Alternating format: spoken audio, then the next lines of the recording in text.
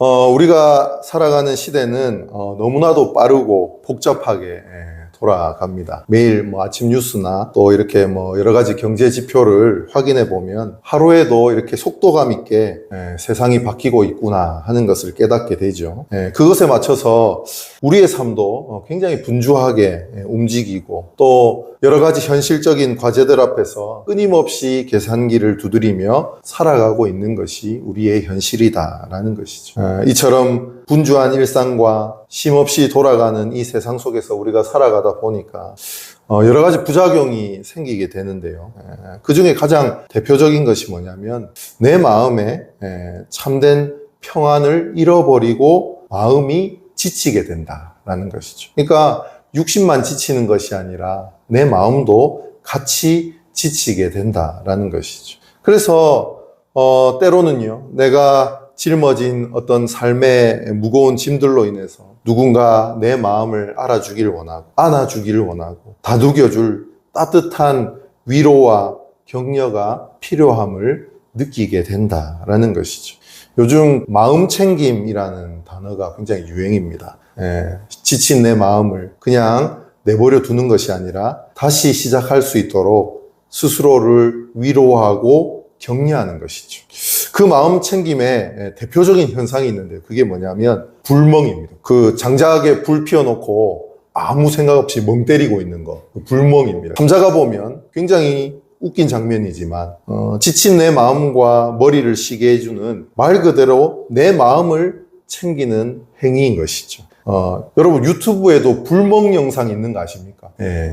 제가 우연히 이렇게 보게 됐는데 장장 11시간 동안 장작에 불타는 것만 나옵니다. 그걸 보는 거예요. 여러분 조회수가 얼마나 정도 될 것 같습니까? 제가 봤더니 1181회. 그 영상의 구독자는 44만 명입니다. 대단하죠? 그거 뭐라고? 그냥 장작에 불 피워놓고 올려놓는 거 쉽게 돈 버는 것 같아요. 저도 한번 해볼까 싶은 생각이 그렇게 드는데 그만큼 현대인들이 마음이 지치고 힘들다라는 것을 이제 반증하는 것이죠. 그런데 이렇게 불멍을 하게 되면 진짜 내 마음이 힐링되고 다 치유되고 회복이 될까요? 사실 그렇진 않습니다. 왜냐하면 내 마음이 지쳐있는 그 근본적인 이유를 우리는 잘 모르기 때문이다라는 것이죠. 이렇게 수많은 사람들의 마음이 지쳐있다라고 하는 것은 단지 세상이 빨리 돌아가고 있어서만은 아니다라는 것이죠. 더 근본적인 이유가 있는데요. 그게 뭐냐면 사람들과의 관계가 끊어졌기 때문이다라는 것이죠. 여러분 시대가 발전할수록 인간이라는 존재는 점점 개인화가 진행된다라는 거예요. 그러니까 같이 뭔가를 할 이유가 사라지고 있다는 것이죠. 예를 들어서 여러분 옛날에 그 농경문화 시대를 한번 생각해 보십시오. 모내기를 하고 농약을 치고 잡초를 제거하고 또 수확을 하는 그 일련의 모든 과정들은 대부분 같이 해야 하는 일들입니다. 그죠? 혼자 하는 거는 쉽지 않아요. 그렇다 보니까 공동체라는 것이 너무너무 중요한 거예요. 품앗이라는 말이 있지 않습니까? 그런데 산업화가 되고 또 더 나아가 지금 이 AI 시대가 되면 될수록 이제는 개인의 능력이 굉장히 중요한 시대가 되었다라는 거죠. 여러분 1인 크리에이터라는 말을 들어보셨나요? 혼자 그 유튜브 편집해가지고 찍어서 올리는 사람들을 얘기합니다. 나가는 사람은요 웬만한 방송국 프로그램보다 훨씬 더 많은 사람들이 보고 훨씬 더 많은 돈을 법니다. 엄청난 인기를 누려요. 혼자 해도 그렇게 된다는 것이죠. 결국 이런 개인화된 사회에서 인간은 점점 고립되어져 가고 있다라는 것이죠. 그러다 보니까요, 결국 우울증 같은 그런 부작용들이 곳곳에서 나타나고 있는 것이 현실이 되었다라는 것입니다. 여러분, 그렇다면 이런 부작용을 해결할 수 있는 방법은 무엇입니까? 저는 조금이나마 이런 문제를 해결하기 위해서는 우리라고 하는 이 공동체성을 다시 한번 확인해야 될 필요가 있다라는 것이죠. 그 안에서 인간의 관계들이 회복되어야 이런 부작용들에서 우리가 해결을 받을 수 있다는 것이죠. 우는 자와 함께 울고 웃는 자와 함께 웃어주는 그 공동체가 사실 우리에게는 필요하다라는 것이죠. 그것을 잘 말해주는 성경이 뭐냐면 바로 에베소서 말씀입니다. 여러분, 그런 의미에서 이 에베소서는요, 우리에게 하나님이 원하시는 공동체가 무엇인지, 어떻게 우리는 관계를 회복하여 건강한 공동체를 이룰 수 있는지에 대해서 그 해답을 제시하는 책이 바로 이 에베소서라고 할 수 있다는 것이죠. 바라기는 이 말씀을 통해서 나 스스로를 돌아보고 또 우리의 관계와 우리 교회의 공동체성이 회복되는 놀라운 역사가 나타나기를 주님의 이름으로 축원합니다. 오늘 이 에베소서의 첫 번째 시간으로 이 공동체로 부름받은 우리 각자에 대한 하나님의 말씀이다라는 것이죠. 그러니까 하나님은 우리 각자에게 구원의 은혜를 주시고 자녀를 삼아 주셨습니다. 맞죠? 근데 그것이 각 개인으로만 끝나는 것이 아니다. 교회라는 공동체를 통해서 우리에게 주어졌다는 사실을 우리는 기억해야 된다라는 것이죠.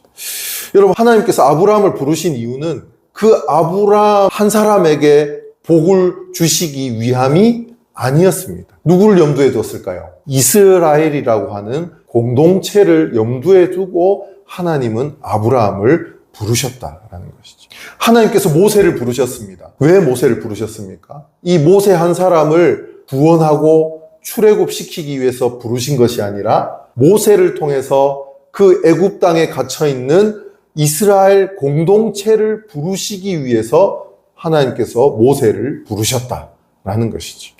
그런 의미에서요, 하나님께서 우리를 구원하시고자 우리를 부르신 것은 나 한 사람을 구원하고자 함이 아니라는 것을 우리는 잘 아셔야 된다라는 것이죠. 이 섬기는 교회라고 하는 공동체를 통해서 하나님의 구원 역사를 이루어 가고자 하나님은 우리 각각을 하나님의 자녀로 불러주셨다라는 것입니다. 그래서요, 공동체와 개인은 뗄래야 뗄 수가 없는 관계다라는 것입니다. 내가 공동체고 공동체가 내가 되는 놀라운 하나님의 섭리다라는 것입니다. 여러분, 하나님께서 우리를 공동체로 부르셨습니다. 그런데요, 중요한 사실은 공동체로 우리를 불렀다 해가지고 우리를 뭐 대충 막 다 싸잡아가지고 막 이 사람 저 사람 그렇게 끼워 놓은 것은 아닙니다. 그러니까 중요한 건 뭡니까? 우리 한 사람 한 사람이 하나님 보시기에 너무 귀하고 소중한 존재들이다. 요즘 그 영상 편집이나 고사양 게임을 하는데 그것을 즐기기 위해서 컴퓨터를 조립을 해서 쓰는 분들이 굉장히 많습니다.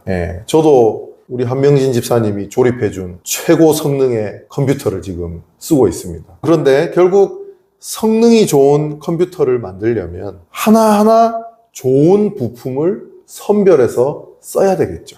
아무거나 부품을 가져다가 쓴다고 해서 아무리 조립을 잘한다고 해서 성능이 좋아지진 않습니다. 이렇게 하나님은 저와 여러분을 하나하나 부르시고 모으셨다라는 것이.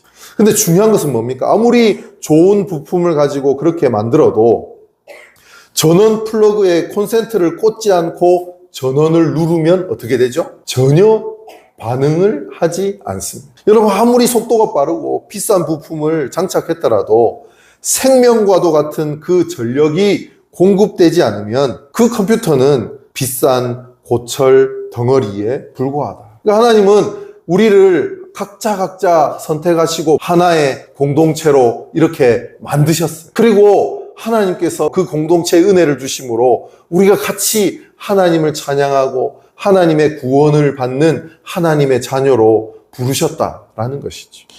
여러분, 우리가 아무리 좋은 부품이라 할지라도 우리 영혼의 생명을 공급하시는 하나님과 연결되어 있지 않다면 우리는 각자의 역할을 할 수 없다라는 것이죠. 그래서 오늘 본문은요, 내가 어떤 존재고 어떻게 하나님과 연결되어 있는지 우리에게 말씀하는 본문이다라는 것이죠. 여러분, 혹시 그 미국의 해티 그린이라는 여성을 아십니까? 그녀는 1900년대 초에 미국의 월스트리트에서 가장 성공한 투자자 중 한 명이었습니다. 워렌 버핏 같은 그런 사람입니다.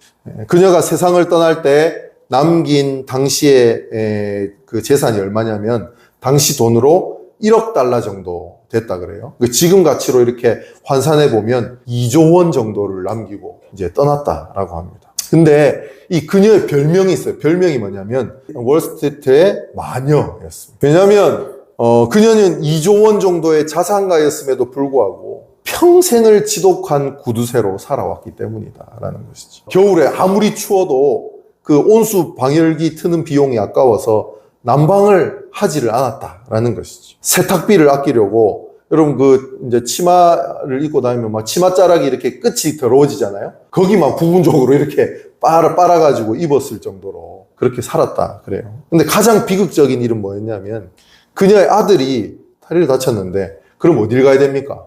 당장 병원을 가서 치료를 받아야 되는데 그 병원 갈 돈도 아까워가지고 무료 진료소를 막 전전긍긍하고 다니다가 결국 치료 시기를 놓쳐서 다리를 절단해야만 했다라는 거예요.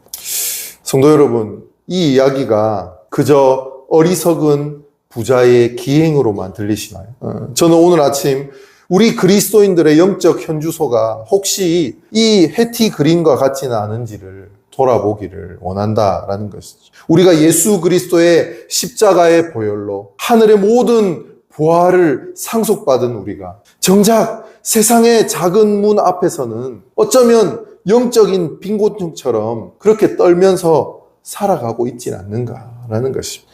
오늘 본문인 이 에베소서 1장은 우리가 얼마나 엄청난 하늘의 복을 소유한 자들인지 선포하고 있는 본문입니다. 우리가 읽은 이 에베소서는 사도 바울이 그 로마 감옥에 갇혀 있을 때 쓴 옥중 서신입니다. 이 편지를 받는 에베소라는 도시는 어떤 곳이었냐면 소아시아의 최고의 항구 도시이자 상업의 중심지였다는 것이죠. 고린도하고도 굉장히 닮아 있는 도시였습니다.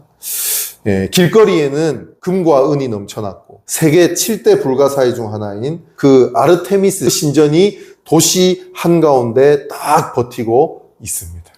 에베소의 사람들의 가치관은 오직 하나였어요. 더 많은 물질과 더 높은 권력이었다라는 것이죠.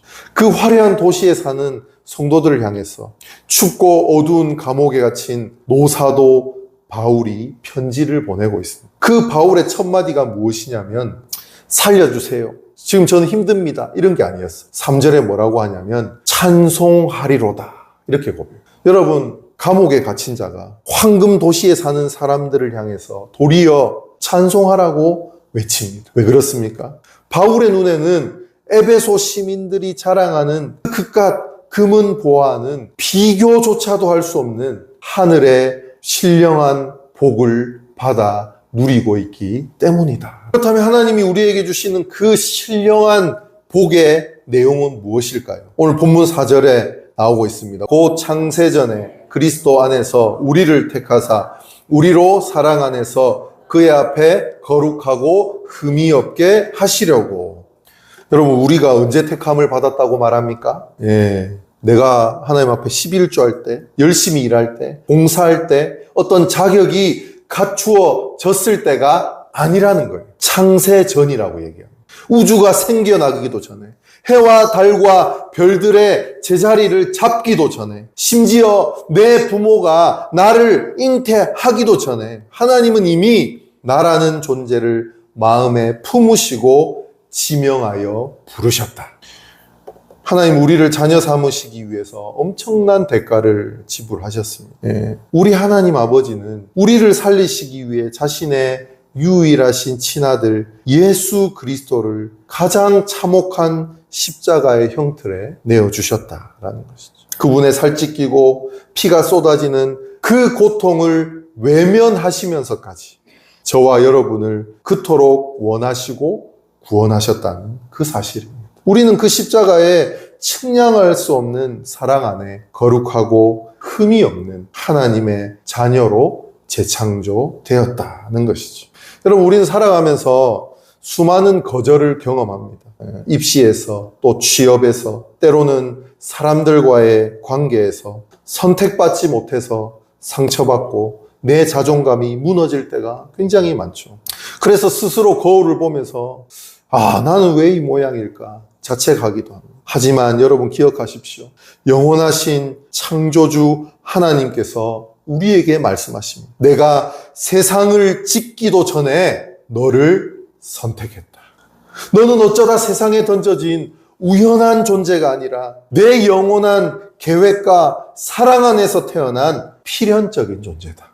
창세전의 선택이라는 진리 하나만 가슴에 품어둬요. 우리는 세상의 어떤 평가 앞에서 당당하게 설 수 있게 되는 것이죠. 그래서 우리를 선택하셔서 하나님이 하신 일이 무엇입니까? 5절 말씀입니다. 그 기쁘신 뜻대로 우리를 예정하사 예수 그리스도로 말미암아 자기의 아들들이 되게 하셨으니, 여기서 중요한 것은 아들들이 되게 하셨다. 이 당시에 그 로마법의 입양 제도를 우리가 조금 이해할 필요가 있습니다. 1세기의 로마 사회에서 입양은 오늘날과는 조금 다릅니다. 이 로마법에서는 이 아버지는 자녀에 대해서 절대적인 권한을 가지게 되죠. 어떤 사람이 다른 가문의 자녀나 노예를 자신의 아들로 딱 입양하게 되면 놀라운 두 가지의 일이 딱 일어납니다. 첫째가 뭐냐면 이전 가문에 가졌던 모든 빚과 과거의 기록이 완전히 말소가 돼요. 부족을 완전히 없애버립니다. 두 번째, 새 아버지의 모든 재산과 법적 권리를 친아들과 똑같이 100% 상속을 받게 된다라는 것이죠. 바울이 지금 이 에베소 성도들에게 이 단어를 쓴 이유가 있습니다. 그러니까 너희가 원래는 죄의 노예였고 사망의 가문에 속해 영원한 빚을 진 자들이었다라. 그런데 만왕의 왕이신 하나님께서 예수 그리스도의 피값을 지불하시고 너희를 하나님의 가문으로 지금 입양했다라. 이제 너희는 모든 죄의 빚은 어떻게 됩니까? 사라지고 없어졌다. 탕감받았다. 그리고 하늘나라의 모든 유업을 물려받을 진짜 하나님의 상속자가 되었다. 한 미국의 목사님이 들려주신 실제 이야기인데요. 어느 독실한 크리스천 부부가 오랫동안 기도 끝에 한 10살짜리 아이를 입양을 하게 됐습니다. 이 아이는 여러 위탁 가정을 막 전전을 이렇게 하게 됐는데 그동안 또 수많은 학대를 받기도 했습니다. 그래서 어른들을 믿지 못하고 매일매일 막 사고를 치고 다녔어요. 집안에 물건을 부수기도 하고 친구들하고 싸우기도 하고 부모님의 돈을 훔치기도 하고. 아이는 속으로 생각했습니다. 이 사람들도 곧 나를 파양하고 쫓아낼 거야. 다른 사람들하고 똑같아. 그래서 얘가 더 일부러 삐뚤어지게 행동을 했다라는 거죠. 이 양아버지는 아이가 잘못을 저지를 때마다 노트에 그 내용을 꼼꼼하게 적었습니다. 몇 월 며칠 유리창을 깨면 비용 $50. 그 아이는 그 노트를 보면서 저 빚이 다 차면 나를 다시 고아원으로 돌려보내겠지라고 생각을 했습니다. 근데 1년이 지나고 어느 날 밤 이 아버지가 아이를 탁 불렀어요. 그리고 그동안 빽빽하게 적힌 노트를 딱 꺼냈습니다. 이 아이도 드디어 올 것이 왔구나 생각하며 고개를 푹 숙이고 있었는데, 그런데 이 아버지가 빨간색 펜을 꺼내더니 그 빚 장부 위에다가 크고 진하게 십자가를 쫙 이렇게 그렸어요. 그리고 그 위에 이렇게 썼습니다. Paid in full. 뭐죠? 모두 지불되었다. 왜 모두 지불했습니까? 내 아들이기 때문에. 아버지는 노트를 찢어서 쓰레기통에 버리고 그 아이에게 얘기했습니다. 너는 이제 영원한 내 아들이야. 네가 어떤 잘못을 해도 이 사실은 변하지 않아. 내가 너의 모든 것을 다 책임진다. 그날 밤 이 소년의 마음속에 있던 그 고아의 영이 완전히 떠나가고 진짜 아들로 다시 태어나게 되었다라는 것이죠.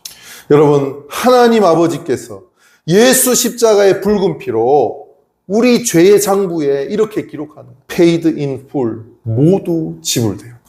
우리를 고아처럼 버려두지 않으시고 하나님의 아들과 딸로 입양하셨다라는 것이죠. 이 놀라운 사랑을 받은 우리는 어떻게 살아가야 합니까? 6절에서 분명한 것을 말하고 있습니다. 우리에게 거저 주시는 바 그 은혜의 영광을 찬송하게 하려는 것이라. 아멘. 하나님이 우리에게 이 엄청난 복을 거저 주신 이유는 우리의 남은 평생이 하나님의 은혜를 노래하는 한편의 찬송가가 되시기 위함이다. 내 통장에 잔고가 조금 부족해도, 내 육신이 조금 연약해져도 우리는 앞서 말한 그 해티 그린처럼 영적인 구두쇠로 살아서는 안 된다라는 것이죠. 우리는 창세전에 택함을 받았고 우주 만물의 주관자이신 하나님의 당당한 상속자로 입양된 하늘의 로얄 패밀리가 되었기 때문입니다. 우리가 이 사실을 기억하시기를 주님의 이름으로 축원합니다. 그래서 우리가 이번 한 주간 또 살아갈 때에 여전히 세상은 흔들리고 거친 풍파가 있고 우리를 엄습하려고 하고 우리를 무너뜨리려고 그렇게 도전해 오지만 흔들릴 때마다 기억하십시오. 나는 창세전에 택함받은 하나님의 자녀다. 이 놀라운 정체성이 여러분의 삶의 찬송을 회복시키고 모든 두려움을 이기게 하는 그 능력이 되기를 주님의 이름으로 축원합니다.